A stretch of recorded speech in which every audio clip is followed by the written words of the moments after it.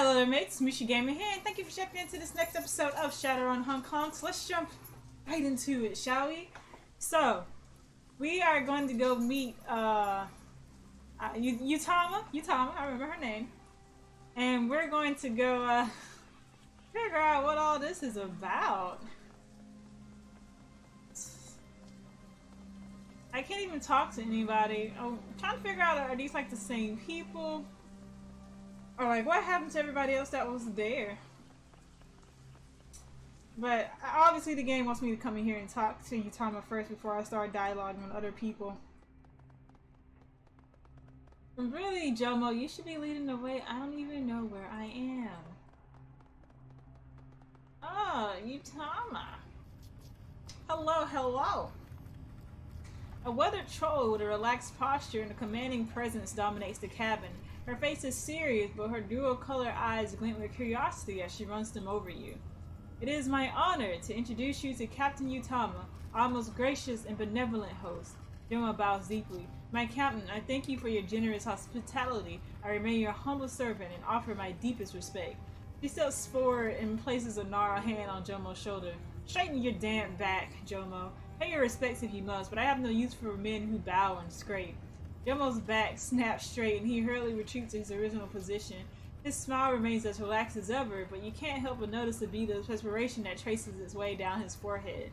The captain shifts her gaze to you, studying your face through eyes the color of dirty ice. A smile slowly creeps across her face, twisting the scar across her lips into a second grin. Ooh. As for you, Shadowrunner, you're welcome aboard the Ben 10. Mind my rules, and you may stay here for as long as you wish. We appreciate your hospitality, Captain Tama. You're doing us a tremendous favor. No offense, but you're a pirate. Why are you being so generous with us? She's a lovely ship. Does the name Ben 10 mean anything? I'm actually kind of more curious about the first. Her lips spread into a toothy smile. Money? Why else? I didn't grant you asylum out of the goodness of my heart. Savor this moment, MS. You're looking at the end result of me calling in the very last of my favorites with corporate. The scarred troll's smile broadens. My hospitality is not given, Shadowrunner. It is rented. Now, before you get settled in, there is a small matter that we must discuss. I'm listening. She rests her hands on her hips. This is my ship. Your friend here has paid your passage, yes, but if you prove to be a disruptive presence on this vessel, I would not hesitate to have you tossed overboard. Unless you relish the idea of swimming with awakened sharks and active minds, you will mind your manners during your stay. Colorful description, you've got a flair for the dramatic. Oh. I don't care. Don't worry, I'll stay out of your sailor's hair. I certainly hope so. You be the first guest that I've had to put over the side. All the splashing, the screaming, it's quite distracting to the men working on deck. They will make a peep, Captain Tama, I promise. This is gonna be home for the foreseeable future. MS. We've got nowhere else to go, and I'm fresh out of strings to pull. We get Miss Yuhama something that they can use, something irrefutable, or resign ourselves to life on the open sea. Then we can find them something that they can use. That's right, we do. And we start with Lance PDA. Meet me at my command trailer. We're gonna crack that thing. We're going to find some answers. Okay, well, is there anything more you can talk about? The captain's wheelhouse is surprisingly warm, despite this coldly utilitarian interior. Sounds of the sea breeze outside rolls over the cabin, and a soft whistle hums through the cluttered room. You find Tama standing near a makeshift wet bar, crates and tools chests loaded full of liquor bottles, all piled onto a coffee table that sat under their weight. The captain swirls a clear, yellow-tinted liquid around the interior of a thick glass. You watch her grab a pinch of what looks like salt from a small open dish and sprinkle it into the cup. Her voice is hard when she addresses you, but her eyes remain locked on a drink, which she continues to swish around and around in ever-tightening circles. Getting acquainted with the Ben 10, are we? She holds the glass up to her nose and inhales. Satisfied, she takes a sip. Her eyes flash towards you. Good. I hate drinking alone. She motions toward the wet bar with her elbow. Water? I'll have what you're having. A bemused grin graces the captain's scarred face. Oh? Are you sure? No questions asked. I like the way that she said that. Just what are you drinking? Never mind, I'll try trying to be polite. I do have questions for you, though. Well, if she's drinking it, it can't kill her. Lay it on me. Tama swirls the liquid inside her glass and tilts it your way. Have at it. Well, knowing me, I'll probably take a sip. The room temperature liquid is thicker than you expected, with a pleasant fruity flavor. There's an unexpected sweetness to it, but not the heavy, sickly kind of sweet that accompanies a lot of mixed drinks. In fact, you can't detect any bite to the liquid at all. It appears to be entirely alcohol-free. That isn't alcohol. The captain seems amused by your reaction. Her tough smile looks almost ominous in a dimly lit cabin. I never said that it was. It's guava juice, not that concentrated swill from a convenience store. This is real, squeezed out an orchid in the Ewing Lawn District. No chemicals, no preservative, just fruit. She takes a slow sip of her drink. With a smack of her lips, she tilts her head towards you and stares at you through dual-colored eyes. So what brings you here? Something on your mind, ShadowRunner? What's it like to be a female pirate? God, really? That's what you got to ask? I noticed a small saucer of powder over on a wet bar. What is it? Never mind. I gotta go. I'll come back later. Come back later and ask those questions. They don't really seem to be entirely interesting. And I'm pretty sure if she's into, like, the fruit drinks, I'm more than certain that powder is protein powder. But, that's all speculation. Now I can finally talk to people. Cooking woman. Let's talk to her. A woman in an armored trench coat hunches over a smoking grill, her assault rifle linked up against a nearby crate.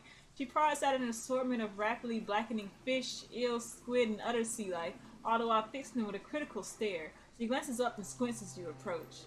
Huh, you're not a prisoner, and you don't look like a pirate, and it sure as hell ain't a standard tourist destination. Welcome to the Ben 10, whoever you are. It's the finest pirate barge in at least a 50-mile radius.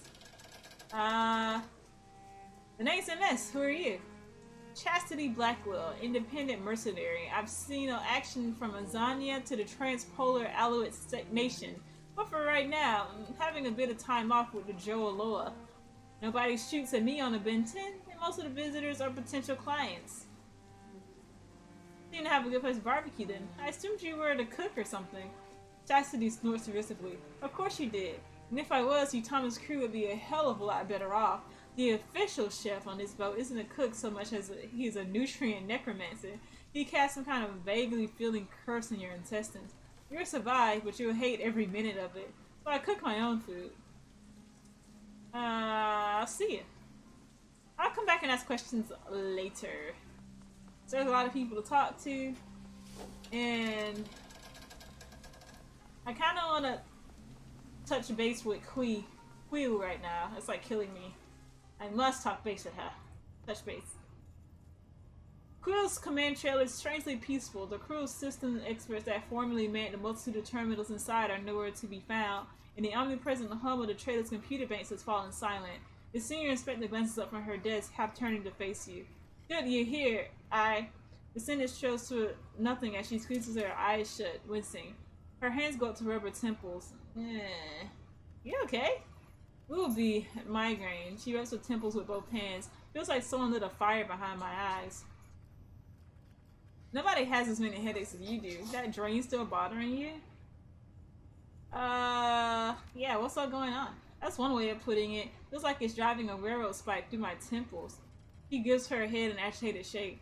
The necklace that I was wearing didn't help matters much. Damn thing, that's my order is fine, but it wasn't particularly easy to carry. So the necklace makes your headaches worse? She nods grimly. Yeah, it hurts to use, like looking through lenses or ground to someone else's prescription. It made the drain from spellcasting hurt more too. Truth is, I've been in constant pain for the past couple of months. After doing business, I guess. That's why you've been so short-tempered. I'd be a lot more sympathetic if you hadn't fucked with my head while I was knocked out. Sorry to hear, but you're tough. You'll push through it. I really want to say the second one. Okay. Alright, I'll be nice. Well, some of that was just me, but the pain didn't help any. I'm still recovering from the impact of wearing that thing for months on end, and I soaked up some nasty drain breaking us out of that trap. I'm not at 100%, and I probably won't be for months. I don't need you at 100%. Get me into a room with Crate, and I'll handle the rest. You might have to. But let's hope that it doesn't come to that. She shakes her head to clear it, gritting her teeth in discomfort. Okay, we got a job to do, so let's do it. Hang on. There are a couple of other things that I want to discuss with you before we get into this. She sighs heavily, rubs the bridge of her nose. Yeah, okay. I guess I owe you some answers. Go ahead and say what you want to say. You got my attention. Tell me about your magic. I need to know more about your capabilities before we enter the field again. What you saw in the Tiger's Den is what you get. I can make you move faster, I can make your aim better, and I can reduce small groups of assholes to their component atoms. There we go. And in a pinch, I'm a crack shot with my duty weapon. So we've got that going for us too. That's about it. That's what I can do. But like I said, I'm not operating at peak efficiency right now. Truth be told, I'm having trouble staying upright. Another hit of drain like that last one and I'll be in trouble. Let's make sure it doesn't come to that. Alright, cool, we're good. Something else that I want to talk to you about. Go ahead then. You kept secrets from Lamb. I wanted to make sure that you aren't keeping any more from me. If I had any more surprises in store, I'd have sprung them on you already. But I don't, MS. I'm pissed off, I'm hurt, I'm tired, and I'm scared to death of what's coming. All that I really want to do is lie down and sleep for a month, but that isn't an option either. Alright, fair enough. Got another question for you though. Talk then. Tell me what's bothering you. Let's clean the air so we can concentrate on the job. You told Landon you suspect the coup, but not him. Why? Because he was an idealist, a damn cheerleader, truth be told. He was always moralizing, going on about the standards that we needed to hold ourselves to. You guys are teeth and aggravation. We used to harp on and on about transparency and accountability, about how you were supposed to serve the public first and then the council second. So he was lying to you and you bought it. Idealists are more dangerous than pragmatists, in my experience. I know these words, okay? Don't judge me. Yeah, well, you're not wrong there. Obviously, my trust in Lamb was a mistake. One more thing. Go ahead, then. You owe me an apology. Her lips curls into a grimace. This is about the magical interrogation. I already told y'all sorry about that. Say it again, like you mean it this time. Then what is this about? You want me to grovel for you? Fine. I'm really, really sorry that I hurt you, MS. I wouldn't have done it if I didn't have to, but I didn't feel that I could trust the intel that Ku pulled from you. After what happened in the Tiger's Den, the reason why should be obvious. Fine. I guess I'll accept your apology. But just want to let you know that really hurt my brain. But okay, I'll accept it. Good. Thank you for being reasonable. Now can we please look at the PDA? I'm ready where you are. Show me the PDA and we'll get to work. You fished Lamb's PDA out of the evidence bag that Ku had put it in. The device is in bad shape. Its case warped and bent, but the screen winks on at your command. The display is streaked with Lamb's dried blood. It looks like red gelatin, thin and watery. You can just make out the text underneath. Thanks for that description. Browse the PDA's file system. Lamb Andy, secure immediate mailboxes. Inbox 2, outbox 3, last chat 1, transfer 12. Okay, he has a lot of junk mail. Search the inbox. Okay, read the first message. From Ku Wallace to Lamb Andy. Subject package delivery. Everything is ready on our end. Now you need to hold up your end of the deal. The package has to be delivered before the wild card leaves the evidence room, or this whole thing is going to get messy. I'm the package, I guess. Making me the wild card. She rolls her eyes. What an idiot. If he wanted to speak in code, he could have been a little less obvious about it. If things do get messy, it's your ass, Lamb. Crate wants this to go by the numbers, and that means both the package and the wild card caught in the same trap. We can't chance the package catching a bullet before we can question her, and a firefight in the hallway could raise questions. You know your job, do it well, and you'll get what you were promised. Things didn't go the way they planned. Crate must be pissed. Who was the task guy's magical interrogator, right? The pockmarked guy who worked me over before you got to me? I'll say the first. I hope that she's furious. Hell, I hope that she chokes on it. Read the second message. From Crate to Lamb Andy. Standing orders. Mr. Lamb, much as I appreciate your concern for the citizens of Hong Kong, it is not your place to question my tactics. The behavior as the SDU is none of your concern. The changes that you hope to see will never come about when Miss Yuhama is viewed favorably by the Executive Council. Our client wants to see its reputation tarnished, and a certain amount of heavy-handedness on our part is necessary to make that happen. It's all a part of the plan, Senior Inspector. You do your job and let me do mine. Alright, so that's where Crate and her people come into this. The massacre at the end of the Kowloon City riots, the police brutality that led to the riots in the first place, they were all intended to hurt Mitsuhama's PR. What's the end goal? Why would anyone spend this much money to tank the reputation of their own police force? The mission said something about changes, it was pretty hazy on the details though. Maybe Crate's clients wanted to scuttle the police, turn Hong Kong into an anarchist state like Berlin. Taking out civil authority could be the first stage of a military coup. I'll say the third. She shakes her head, frowning. Maybe. Let's keep reading. Alright, return to mailbox's menu. Search the outbox. Mail? Okay, I'm in. Read the first message. To Lamb Andy to Koo Wallace. Alright, Koo, I've reconsidered your proposal and I want in. You're right. Koo was a lost cause. She's corporate to the bone and trying to argue with her is like talking to a brick wall. She doesn't give a damn about what the HKPF is supposed to stand for. All that matters to her is the company's bottom line.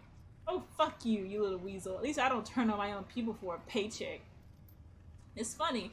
I used to be such an idealist. I joined the HKPF because I wanted to help people, but it isn't what the organization is about, whatever the recruiters say. Good cops don't have a place in Mitsuhama's police force. The corporate culture of the HKPF either changes them if they're weak or chews them up if they're strong. Either way, they wind up broken, and I can't be a part of that machine anymore. The big change you're talking about is a chance to fix things, a real, honest-to-God chance. And so, as much as I hate your methods, I'm going to help you. I'm not doing it for the money, I'm doing it because I want HKPF to be better, and this is a chance to make that happen. A remote chance, maybe, but it's better than nothing. Looks like he's spreading some kind of shakeup within HKPF. He's talking himself up, trying to convince himself that he's doing the right thing. I say the second. Her frowns deepen. Yeah, sounds that way. Tell Crate I'm in. I can bring you Clue, and I can help you dismantle this task force. But you should know that if you've been bullshitting me, if things don't change for the better, I'm coming after you. You can count on that. Betting him makes like Clue is rarely a good idea. Tough talk, think he could have backed it up. Lamb? No, not in a million years. The fool would have gotten himself killed one way or another. Still, we learned something here. Lamb was convinced that Crate and her people were working towards some sort of shakeup in the HKPF. A big change. Ominous words. Yeah, they are. Let's keep reading, see what else we can turn up. Read the second message. From Lamb, Andy to Tongue, Irene. Subject, justice. Irene, I know that you have every reason to hate the police, but hear me out. What happened to your family was wrong. I'm going to do everything I can to make it right. I can't bring your husband back, but I can help make sure that what the constables who killed him pay for their crime. Big chances are coming. I promise. Between then and now, please allow me to cover your mortgage payments. I've recently come into a large sum of money, and I want you to have it. Consider it a show of good faith until I can bring you the justice that you deserve. I don't know anything about this. She frowns. It must have been related to some old case of Lamb's from before he got assigned to the task force, or maybe it was a personal thing, a friend of his, or a romantic interest. It was something that he cared about, that much is clear. It's like a motive to me. This woman's husband died, Lamb felt guilty and he signed on with Crate to try and make amends. Not like Lamb blamed HKPF culture for this woman's family tragedy. Personal crusades have been started for less. I don't give a damn what altruistic goal Lamb was having. He tried to kill us and he got what he deserved. I'll say the second. Yeah, sure. Gripping up the group people responsible for the Kowloon massacre, for the Kowloon City massacre out of guilt, though, she shakes her head. What kind of ass backward thinking is that? The kind that idealists and zealots have always used to justify their actions. Nothing new about it. Maybe he felt that the end justified the means. Yeah, well, can't make an omelet and all that. I'll say the first. The whole thing raises more questions than answers. Let's keep going. There has to be more in here for us to find. The third message. This message has been corrupted. A meaningless stream of garbled text fills the screen. Well, you don't have to read it. Search the live chat folder. Live chat. One chat. MS. What? Read the chat exchange. Did you authorize a second mind probe of S while she was unconscious? I'm looking at the transcript for her interview, and she insists that two majors were screwing around with her brain last night. No, I was against you having her scanned in the first place, remember? Who would I give authorization for two different majors to poke around in her brain? I don't know. Maybe you wanted two sets of findings to check against one another. I know that you have trust issues where magic is concerned. I didn't authorize anything, Lamb, and unless we have a second magical interrogator that I don't know about on the task force, I'm gonna go ahead and guess that she's making it up. So, what, you just want to dismiss this? You don't think it warrants further investigation? In a perfect world, I'd tell you to knock yourself out. But right now, in the world that we live in, there's no time for that. Sure, there should be a piece of hair on my mouth. We're too close to Crate to go hunting for a mystery mage who may or may not exist. The council doesn't want any more delays, Lamb. Neither does Mishihama. So drop it and do your job. I don't want to have to tell corporate about this. Alright, Fee, you win. For now. But this discussion isn't over. Yeah, Lamb, it is. Keep going, MS. Let's see what else there is to see. I love her. She's great. Search the junk mail folder. Then junk mail folder is packed to the gills with all manner of unsolicited messages, scam mail, advertising for everything from illicit drugs to designer electronics, and countless pornographic images fill the screen. It'll take days to sort through all of this for anything useful. Searching by trial and error will likely expose the PDA to a whole host of nasty worms and viruses. Ugh, remind me never to open my own junk folder. Search the junk mail folder for tagged messages. I don't know. Crate? No. What else is there? Changes? No. I don't know. Husband? No. I got nothing. Return to the main menu. Search the trash bin. The little digging reveals a file buried in a PDX trash can. Looks like Lamb intended to get rid of it, but he died before he got around to putting the trigger on it. Read the uncovered file. From Crate to Lamb, Andy. Mr. Koo tells me that you've accepted our offer. Welcome aboard. Once you deliver a Quill, report to me and we'll have you relocated to the Taipo facility. You'll be safe there. We have the location under 24-hour guard for obvious reasons. From there on out, all that you need to do is keep your head down and count your money. If you keep up your end, you're soon to be a very wealthy and influential man. If Crate's client, whoever it is, has something worth guarding in Taipo, then that's what we need to check out next. Let's keep going. This is good intel, but we need to get everything out of this PDA that we can. I think that's everything we're getting. She accepts the device, a grim expression on her face. Yeah, I'm thinking that's maybe you're right. Quill turns the PDA over in her hand, then flips off the device power switch. Screen flickers and dies. She rubs her eyes, drawing her attention to the dark hollows underneath them. Alright, so here's what we got. Crate and her people are working for someone powerful and rich. Probably a megacorp, but we don't know who. They're trying to tank Mishihama's reputation with the executive council so that they can bring about some kind of change inside the HKPF. They got a facility in Taipo that they're keeping under heavy guard. Sounds about right to me. It isn't much, is it? We don't even know who we're fighting against. It's enough. We even know where we're going next. Taipo. Pretty sure we'll figure it out when we hit that secure location they're guarding. Maybe the executive council can help? I mean, this is gonna pointing at their heads too, right? Now she said she's on thin rope with them. They're not gonna help. Let's just focus on the positive. You're right. That's where we'll find our answers. She runs her tongue over her lips, wetting them. We'll need a plan. We can't just go in blind. I want them to work situations and come back out again. You don't know what it was like in the Walled City. Calling the big guns talk to Mishihama Corporate. I don't want help from Mishihama. She's already said she's in trouble. You're right, I don't. And I'm sure that you're plenty tough. But we're likely to be very seriously outgunned when we get to Taipo, and I don't like the idea of going in without a plan. I'm going to reach out to my contacts, see if I can pull any more strings. You go back to your boat and inform the rest of your team. I'll call you when I know more. Got it. I'll go talk to them. Good. I'll be in touch. I feel sorry for Quill. I mean, she did mind rape me, and that was kind of sucky of her, but you know, still sucks, man. You got betrayed. It's hard to take so long dragging her cigarette before meeting your gaze. She looks preoccupied with something. So, here you are. She closes her eyes and allows the smoke to spill from her lips. When she opens them again, they're on you. What brings you to my corner of the yard, runner? We have time. I'm full of questions. Got things in my mind. I figured that you might be able to shed some light on some of them. Thought that you could help me get my bearings here. I'll ask her first. Yeah, I imagine that you are. She taps her cigarette, spinning action to the ground. Go ahead, then. Ask away. So, how did you wind up with this gig? Things were getting stale back in the office. She grabs her nose and gives it a short rub, sniffs. Actually, they've been stale for a few years. I need it out. Out of that lifeless recycled air, the constant sounding of typing fingers, and the suffocating stench of cologne. It looks like she might gag. I could smell my old boss coming from down the hall. Enjoying the change in scenery? Yeah, it's up and downs. And ups and downs, and ups and downs. Took me a while to get past the sort of bobbing and swaying of things near the docks. I used to feel nauseated if I stared at one. You know what? This is just what she said before. God, say new things. God. Here's tea.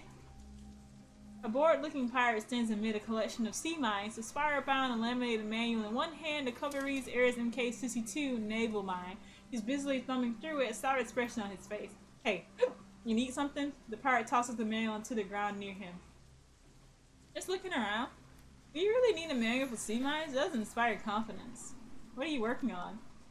Attaching detonators to these mines. The primary charges are already installed, but nothing's hooked up to the magnetometers. Wouldn't do much good in the water if they didn't explode, you know. The pirate drifts a thumb toward the mines. The only reason that the Ben 10 and our other ships were safe is that we've got enough explosives to level a small island. Without them, we'd be fighting off other pirates left and right. Mines are the pirate code for it. Don't even think about it. See you later. Same to you. Stay safe. Alright, I'm gonna go ahead and go talk to my crew. I would love to chat these guys up, but I do want to get to talking to them before I have to go. Well, everything seems to be more or less in one piece. Did you and crew get anything figured out? More to the point, you know who we're fighting yet. Nope, but we know where we're going. Craig's client has a warehouse in Taipo that the SDU is guarding. That's not what I was hoping to hear. I don't like going into a fight without knowing who I'm up against. We're trying to bring the executive council into it. They might be able to help. The crew is talking to our corporate contacts. With luck, we can end this thing with a comm call. Somehow, I doubt that it'll be that easy, my friend. These things seldom are, but perhaps your PDA buzzes, cutting him off. Quill, answer the call. Quill's face flickers into the PDA's view screen. She looks haggard, even more so than before. The call was a bust, MS. I still got a few execs willing to go to bat for me, but the rest have already written us off as a failure. Nobody's gonna risk sparking off a court war on my say-so, and I can't even tell them who they be fighting against. We're gonna need a hell of a lot more than we've got, and we're going to convince anyone to move on this. Good. I'd rather do this myself than get a corporation involved anyway. I guess we're heading to Taipo. Yeah, looks that way. She lets out a long sigh. Look, MS, I told you that you and your team would be well compensated for helping me. I've never really specified exactly what your reward would be. I think that you should know. You've got my attention. We'll start with the bad news. I can't put a monetary value on what your team will receive. Truth be told, we're gonna have to wrestle with corporate to get them much of anything. A lot of the cost of renting out the Ben 10 came with what had been set aside for a reward. Excuse me? What? You'll still get paid, I promise you that. It just won't be enough to retire on. Nothing I can do about it, that's just the way it has to be. Goddard crosses her arms over her chest, a disgusted look on her face. Yeah, I'm sure it is. We never should have trusted. Voice cuts in, talking over her. As for you, MS, you're a different story. For you, I've got something better than money. Keep talking? I can get your sin restored. Duncan's too. I can give you your old lives back. Holy shit. That's right. Imagine the doors that are open for you. You can return to Seattle, pretend that none of this ever happened. Hell, you can do whatever you want, and you can do it completely above board. What I'm offering you is the freedom to make your own choices again. The same freedom that Crate and Josephine Sane and Colin Chain took away from you. Anyway, I just wanted you to know what's on the line before we headed out to Taipo. She rubs her eyes, stretches. I'm gonna get my kit ready. I recommend that you do the same. Not just yet, still want to explore the Benteen a bit. I'm on it, let's finish this. Go to Jumbo when you're ready. He'll sneak us into Taipo, we'll bring this thing to a close. Oh, MMS, I can't promise that we'll come back to the Ben 10 after this is over. Take in the sights now because it might be the last chance you get. You don't have to tell me twice. Works for me. I want to do a little more exploring anyway. Got it. I'll see you at Jumbo's boat. I'll say the second. She begins to look away, then seems to think better of it. The camera refocuses on your face. Oh, and MS, your boss's rock, that Kong that you took from Eddie Payne, got broken in a move. I found it in about 50 pieces when we got here. It's in a wastebasket under my desk if you still want it, but I can't imagine it's worth much anymore. Sorry about that. The video feed crackles and dies. Krill's face winks off your PDA and her play goes dark. Well, this presents us with something of a conundrum, my friend. He takes a drag on his cigarette and slowly releases the smoke through his nostrils. Koshei paws at the ground. If this payment goes through, your ShadowRun days with this team are over. With a sin, you will be a liability. You could perhaps remain in Huey, but you need to find a different line of work. A difficult decision. I'll put some thought into it. See that you do. For now, we have a job to prepare for. Annie Chang wishes us to complete this task, and so we will, payday or no. This conspiracy could pose a threat to the Yellow Lotus, and we cannot say with certainty whether it does or not until we enter that warehouse in Taipo. We got other priorities to handle first, but don't worry, we'll head to Taipo soon enough. You're right, get ready, we got a secure facility to raid. Oh man, that's a bombshell to drop on me. You're giving me the option to ditch my team? Oh man, I definitely will have to think on that one. But we'll have to think on it some more in another video, because we reached the end of this one. So if you guys like the video, comment, subscribe, like, and share this video, get the word out about Mooshi Gamer. Thank you guys so much for watching, and Mooshi Gamer signing out.